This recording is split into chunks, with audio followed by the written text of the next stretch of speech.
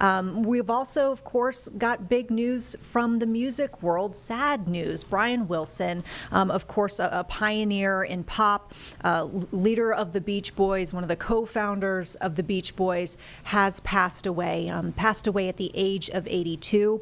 A family did not specify a cause of death here, only posting on Instagram, quote, "We are heartbroken to announce that our beloved father, Brian Wilson, has passed away.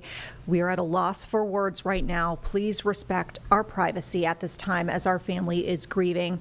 We realize that we are sharing our grief with the world." So that's the statement they shared. And while they did not specify a cause of death, we know that at least as of last year, there were legal representatives who said that Mr. Wilson had been suffering from a dementia-like disorder. They called it a major neurocognitive disorder, and they suggested that he be placed in a conservatorship. So, of course, more on that to come. In the meantime, today, folks across the world and here in the Carolinas too are reflecting on Mr. Wilson's legacy and really just the importance that the music of the Beach Boys has had on American culture. One of those folks, who's certainly reflecting today, we've got, I guess we could say, one of the biggest fans in the entire world, maybe. We've got David Beard, who's a local gentleman who also happens to run Endless Summer Quarterly, which is the official Beach Boys fan publication. And David, you've been doing this since the 1990s, and you were also involved with co-producing one of the more recent new recordings with the band, which is super special. And so I hope that we can talk about that a bit as we go on throughout this conversation. But I guess first and foremost, how are you feeling today? What are your thoughts as we've learned now of the passing of Mr. Wilson? Well, it's really unique. It's such a beautiful day outside today. When I went out and got in my car and was driving, I just started thinking about California, even though I'm in the Carolinas. I was just driving along and just kind of reflecting on what a beautiful day it is. And it just made me appreciate the music of the Beach Boys that much more. Yeah, I mean, I certainly think about, the summer vibes, right? That's just like the iconic sound. And I think, when we think about summer, there are so many people who think about that music and the iconic voices too. And yeah, I mean, just a lot of people thinking probably too, just about how this group kind of revolutionized and added in special ways to music culture here in the U.S. I guess what made you such a huge fan of the Beach Boys? I mean, I have to imagine it's some of that sound, but what really drew you to this group? Well, oddly enough, a music duo by the name of Jan and Dean. I don't know if many people know who they are anymore, but Jan and Dean were very similar to the Beach Boys in that they did car songs and surfing songs and songs about girls and going down to the beach. And Jan and Dean were actually a doo-wop duo out of California. They would play Dick Clark's American Bandstand when that was still based in Philadelphia, Pennsylvania. And Jan and Dean, because they were first, they had several doo-wop songs that the Beach Boys picked up on right away. And you hear that replicated in the Beach Boys' first song ever, Surfin', with the balm, dip, dip, dip, dip. They took that, they kind of borrowed that from Jan and Dean, and they became fast friends. They would do shows together out there, and lo and behold, I discovered Jan and Dean through the television movie Dead Man's Curve, which aired. I discovered it sometime in early '80, I think is when I saw it on its second airing.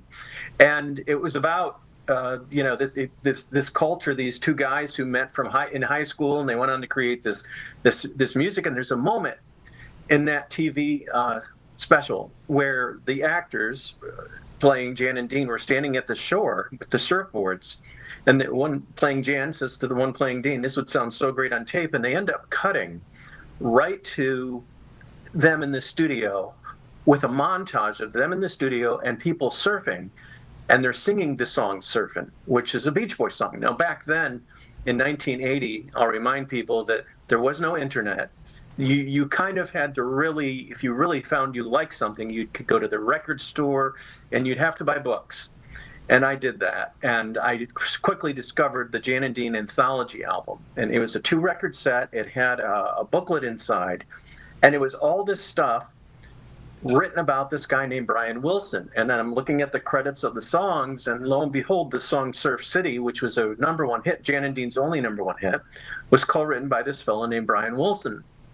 And that kind of led me down the rabbit hole. I just thought, well, man, I love this song, Surf City. I like this song, Drag City. He also co-wrote that. Let me find out more about these Beach Boy guys. And then it was those early 60s hits that kind of sucked me in. And then from there, by the time I was in my early 20s, and I discovered Pet Sounds. And when I had listened to Pet Sounds a couple of times on vinyl, on record, and it didn't really hit me the way that it eventually would. One day I was in my car, and I had Pet Sounds on in a cassette in my car, and it just hit me like a ton of bricks. I suddenly was transformed.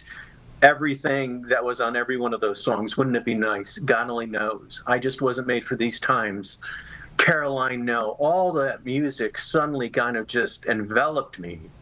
And I was just changed forever. There was something different there. There was something significant, musically significant, that I didn't hear anywhere else. It didn't matter whether it was a pop song or a fun song or a surfing song. It wasn't so much what the music was about.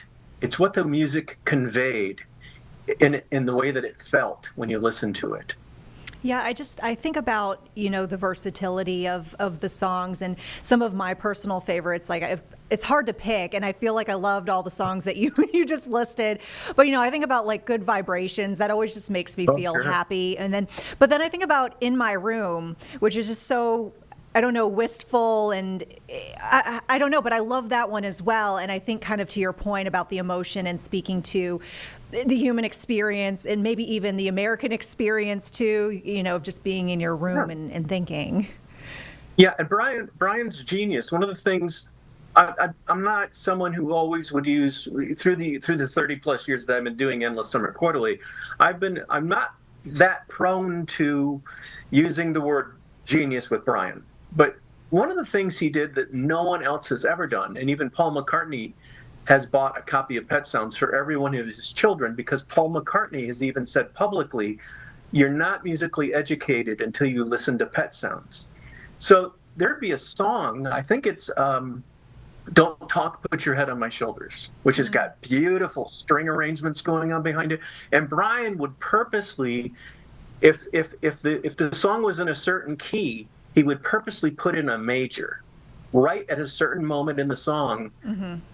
Just so that your ear, even though you wouldn't realize what you were hearing, the emphasis of what he was singing with the lyrics would be conveyed with just that key change for just that moment. And so he would go from a minor key to a major key, just to kind of inherently communicate to the listener something different just occurred. Yeah, that matched the lyrical intention. Yeah, a very, very amateur musician here, but being a former orchestra nerd, feeling, minor keys, that kind of melancholy. I get what you're saying, but the major keys kind of sweeten, bring a little bit more brightness, happiness. So I get what you're saying right there. Yeah, and then you talk about, and he had so many. He was very lucky also. I want to point that out. Brian was very fortunate in that he had, in the very beginning, when they first started out, he had 4 voices. He had his cousin Mike Love, his younger brother Carl, their buddy Al Jardine, and Dennis, the other brother, Dennis Wilson. He was just kind of a very high energy guy. But Brian's very quickly, because this is true, and it's kind of hard to this day for me to wrap my mind around. The Beach Boys released 12 albums in 4 years. 12 albums. And that to me is astonishing. So they went very quickly through that progress of really simple, fun songs to really develop meaningful songs.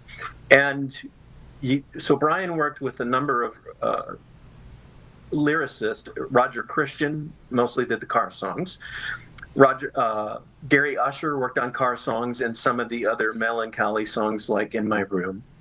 But his cousin, Van Dyke Parks, would work with Brian on the Smile sessions. And Tony Asher, who is a jingle writer that Brian befriended, worked with Brian on most of Pet Sounds. But the guy that who's going into the Songwriters Hall of Fame tomorrow is his cousin, Mike Love. Brian got in the year 2000. Mike's going in tomorrow to join him. And I just think it's so fitting that this is happening now, because what Mike and Brian did together, you can Google that collaboration and the songs they wrote together, the songs that have impacted our lives. There was something so special and unique, and I think Good Vibrations is the prime example of a song that just changed everything. It was released in October of '66, and it when I listen to it, even today, I'm reminded of its cultural significance. Not just, oh, wow, this is a really cool song. Mm-hmm. It's the cultural significance and how Brian managed to just introduce. That's jazz. If you listen to it, it's jazz. So he's got jazz, rhythm and blues, doo-wop, all in one song.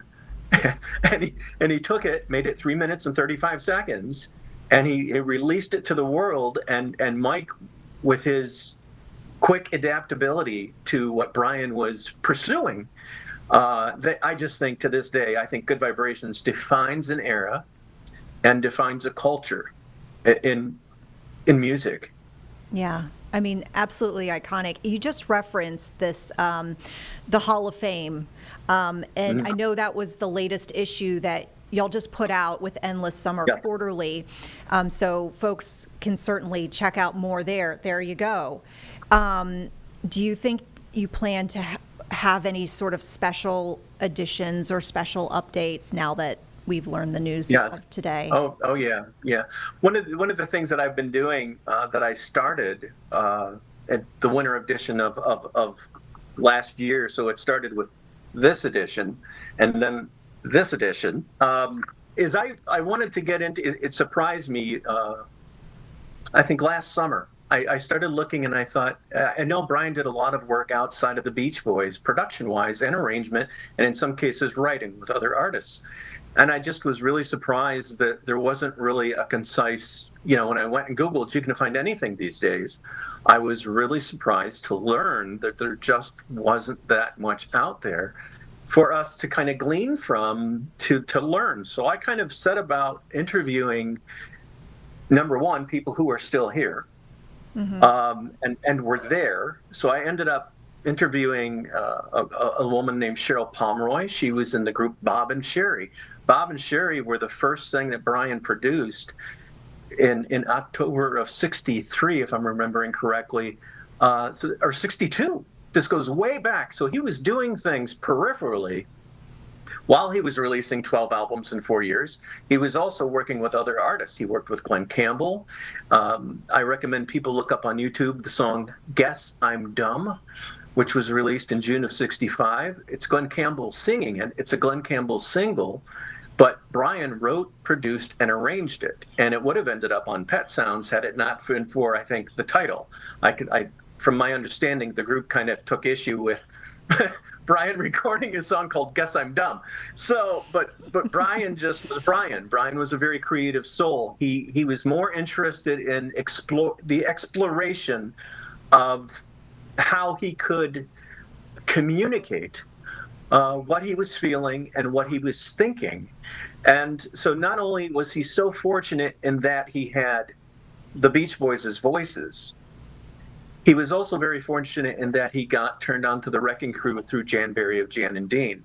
And the Wrecking Crew is kind of a nickname for the best LA studio session musicians of the time, which consisted, I'll leave somebody out accidentally, but there was a lot of them. Glenn Campbell was one, Hal Blaine on drums, Carol Kay, who's going into the Rock and Roll Hall of Fame this year. She's a famous bass player. She's on a number.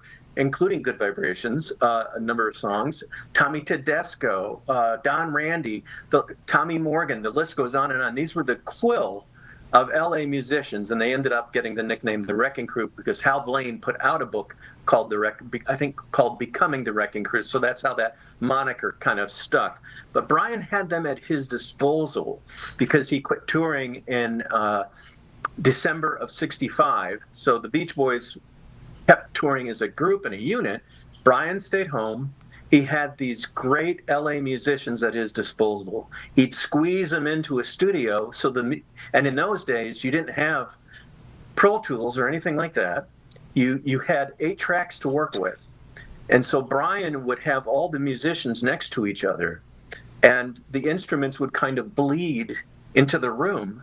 So he would have this kind of really full, lovely, cushiony sound, like, God only knows is a perfect example of that, because he had everybody so close to one another, the instruments would kind of bleed. So he had the greatest voices in the industry, as far as I'm concerned. I mean, those voices, that blend. I'll remind people that at the end of '66, the Beach Boys were voted the #1 vocal group in Britain, over the Beatles. So that's something of significant. Yeah, that's significant. And I think #3 were the Rolling Stones. So the Beach Boys were #1 in Britain over the Beatles. So that vocal blend was unmatched and unparalleled. And Brian had those voices at his disposal to sing kind of his dreams, because whatever he could come up with, the Wrecking Crew helped him. The Beach Boys would come back from touring. They'd go into the studio. He'd play them these incredible tracks, and they would put their voices on them, and you had magic. And to Brian's credit, he always knew.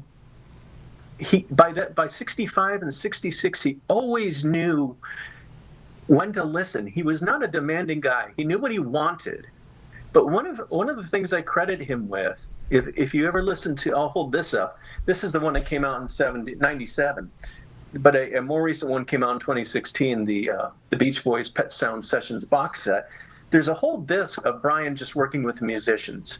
And there's moments in songs where they'll make a suggestion to him, and he'll say, play that again, or play what you're suggesting. And they will play it, and he'd go, yeah, let's try it once. And they would try it, and if he liked it, he'd say, yeah, let's do that. Okay, let's run it that way. And I think that takes a lot of...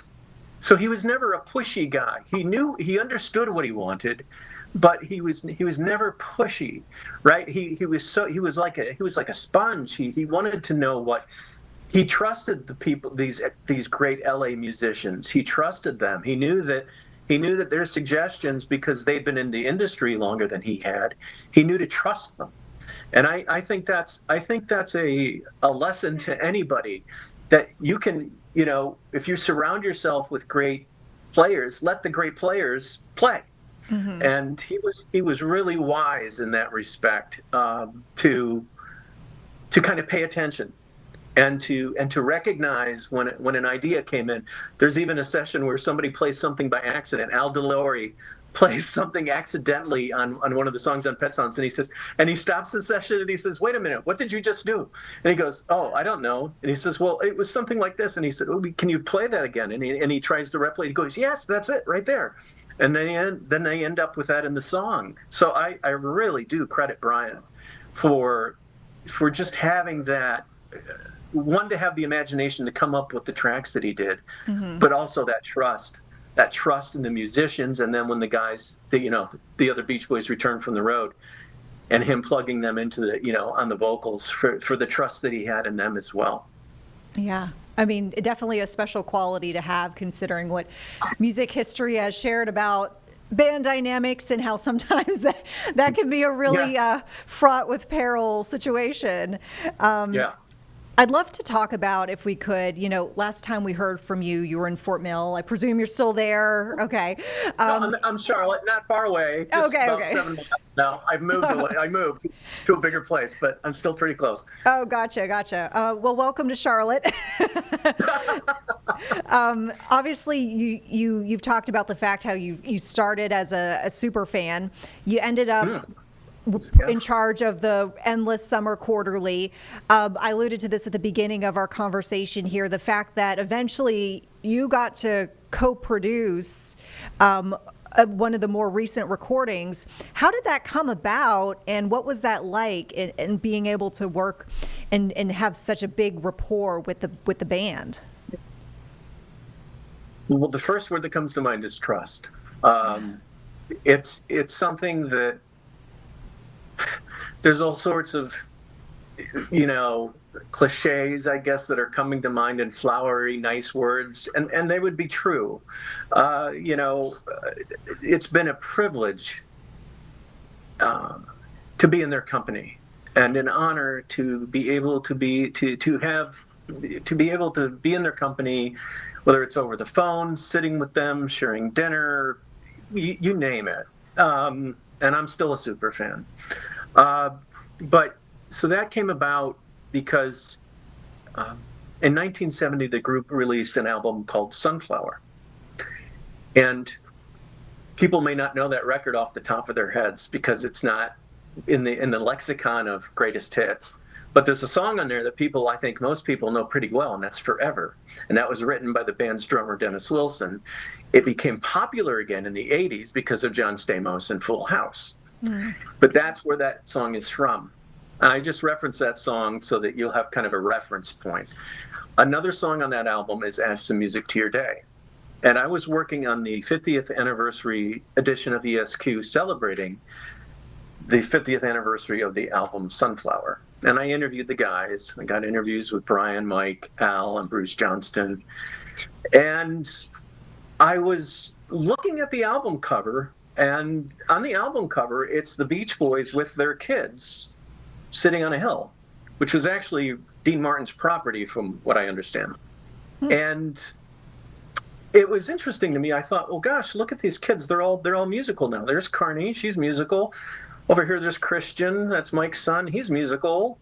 There's Haley, I think she's music. So it was kind of, my brain started working and thinking, I wonder, because this was summer of 2020, we were in the middle of the pandemic and everything was just, ground to a halt. And I just started thinking about, I wonder, since nobody's out doing anything, I wonder if I could kind of get some wheels turning on this idea to re-record this song. And then if I'm going to have everyone do that, what would it be for? Because it's just seemed to me to do something. If you're going to take the time to ask people to do something, then what's the end goal? What would we say? How could we do this to benefit someone? And by that time, I don't remember when he released it, but Mike Love had released a song called, I think, This Too Shall Pass, I think was the name of the song. And it was to benefit Feeding America. And so I thought, well, okay, they're America's band, Feeding America. That worked for me. And I just slowly started reaching out, and it seemed like there was enough interest there to do it. And musician extraordinaire Rob Bonfiglio, who's Carney Wilson's husband, he's just if he was born back in the 60s and lived in LA, he would have been one of the Wrecking Crew. He's so good. He can play anything. You ask him to do a song, he can play every instrument. He can do it all. So that's where we started. And Rob created the track, and he created, demo vocals for everybody, like scratch vocals for everyone to listen to. And I'm in a church choir. I'm a first tenor in my church choir. So what was different for me was, number one, was that the Beach Boys' original recording didn't have any female vocals on it. So I had to think in terms of, okay, this isn't just tenor, because the Beach Boys are all tenors except for Mike Love, who can sing both tenor and bass. So I thought, okay, Carney and Wendy and Mike Love's daughters, Haley and Amba, I thought, okay, I have to listen to some of their music to understand whether they're altos or sopranos, and then whether or not they're soprano 1, soprano 2, alto 1, or alto 2, to kind of sort out where they would be best utilized vocally. So that kind of took some understanding, but it was so much fun to kind of delegate that to say, hey, how about this spot for you? And then them all being very excited to do it. And then Bruce Johnston, who joined the group, joined the Beach Boys in 1965, left in early 70s and came back in 79, and he's been in the touring band with Mike ever since. He was great. He was kind of the producer's producer, for lack of a better way of putting it. He was so instrumental in helping me accomplish it.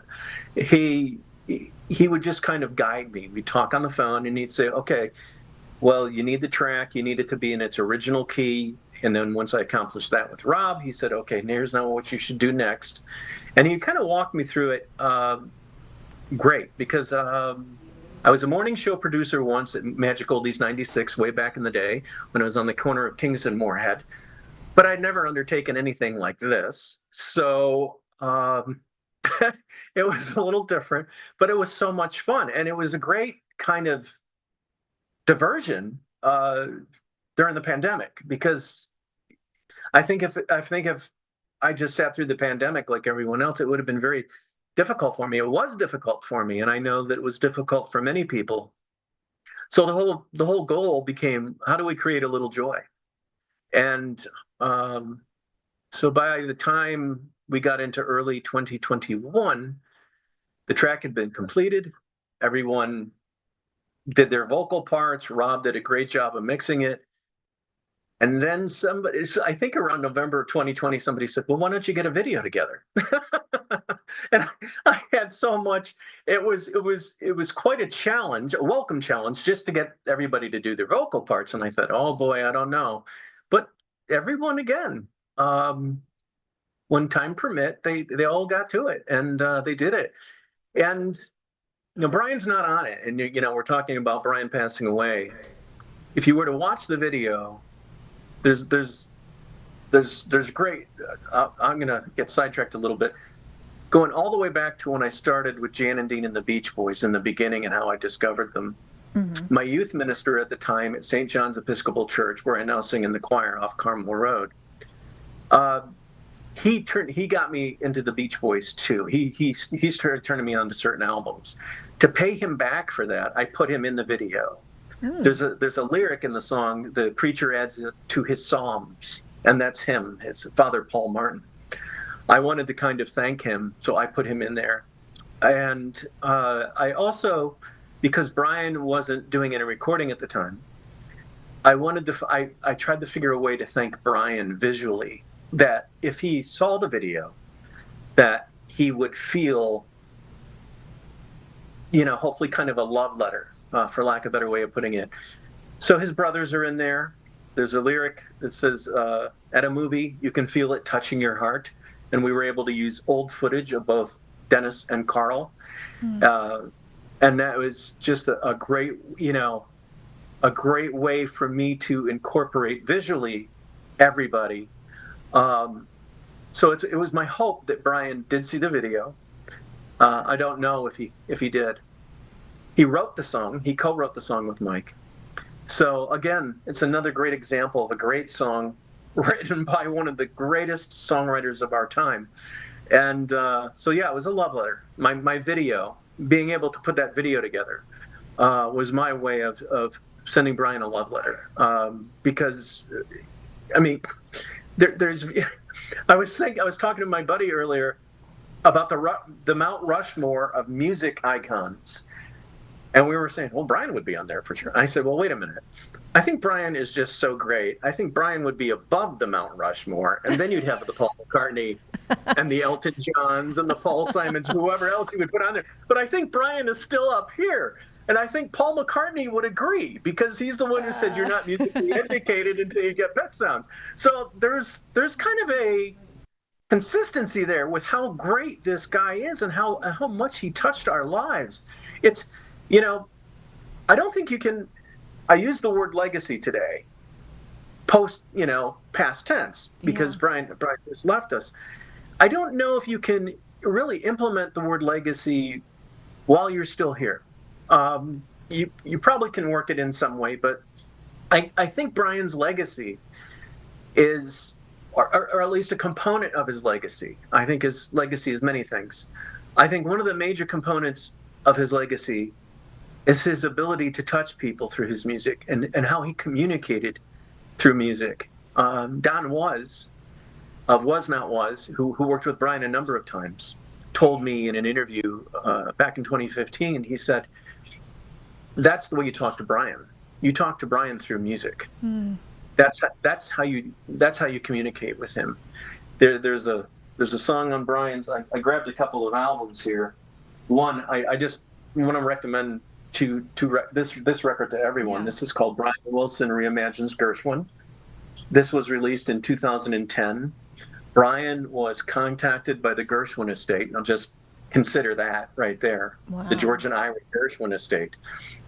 He did a number of songs, and he completed 2 unfinished Gershwin songs. Wow. He completed them. And I got to tell you, this is worth every second. So it's Brian Wilson Reimagines Gershwin from 2010. I'm sure it's out there on streaming platforms. Check this out. And then the other one, where I was talking to Don was this one called No Peer Pressure. I don't know if you can see that, but No Peer Pressure. And there's a song on it, and the song is called The Last Song. And Don was talking to me about they had a filming crew there, and Don is playing the song, and he's playing the last song, and he's getting all kind of, choked up. And he said he's got snot coming out of his nose, and the camera's coming around filming him while he's trying to keep it together. Gosh. He said, Dave, it was just so difficult because they got cameras around you, and you're doing all you can to not be pulled into this message. Like, Brian literally wrote a song called The Last Song, and another song. I haven't listened to it quite yet today because I think maybe I'll cry. Yeah. In 2012, the Beach Boys did a reunion tour, and they put out the album That's Why God Made the Radio. And one of the songs at the end of the album is called Summer's Gone, and Brian sings it. And it's very moving, and it's interesting. I know the official day of summer is June 21st, but I think from now on, the remainder of years that I'll be here, I think June 11th is going to be my first day of summer, because Brian changed so many lives. He and the Beach Boys, what they've done. It's again, I just think about, there is the surf culture, there's the car culture, there's the girls down on the beach culture, there's fun.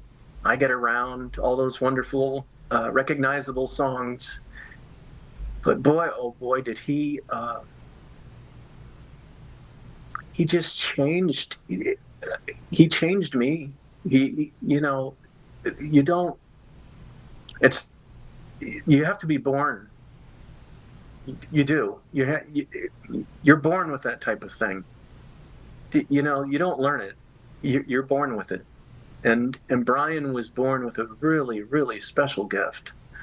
And everyone's life he touched through his music and through his expression. Yeah, through his expression. It's why we're talking about him. I mean, and why he's at they should I don't know. If they erected a statue the same size as the Statue of Liberty and it was a Brian Wilson statue, I'd be okay with it. I mean, he's deserving. I mean, he's America. I mean, and again, I'm certainly not giving him all the credit, but he is the foundation of everything that kind of came out of that group. And there's another song, if anyone saw the movie Love and Mercy from 2015, great movie that starred Paul Dano and John Cusack as Brian in different phases of his life. Mm-hmm. That's a really good film. And the song Love and Mercy is something from Brian's 1988 first solo album. And it's a song that you referenced in my room earlier. I think Love and Mercy is a lot like that song. It's that Brian understanding sadness and trying to kind of rescue us with it, with his music, taking sadness and writing and recording in such a way that we understand the sadness, we connect to the sadness, but we hear the intention, which is really more about celebrating life, is, you know, allowing your heart to be on full display, and you know, letting kind of, when I listen to that song, I feel like I'm listening to a flower bloom. And I think a lot of his music does that. David Beard, you've had so many wonderful insights for us tonight. Thank you. And really have given us a lot to think about as far as our playlist, too, going forward as folks try to think about Brian Wilson's legacy. Folks, check out Endless Summer Quarterly, of course, if you want more Beach Boys insights. And maybe we'll all be listening to a little bit more Beach Boys tonight in Brian's honor. Oh, I hope so. David, thanks for joining us here on Live Impact News. We definitely want to have you back. Okay, I'd love to. Thanks.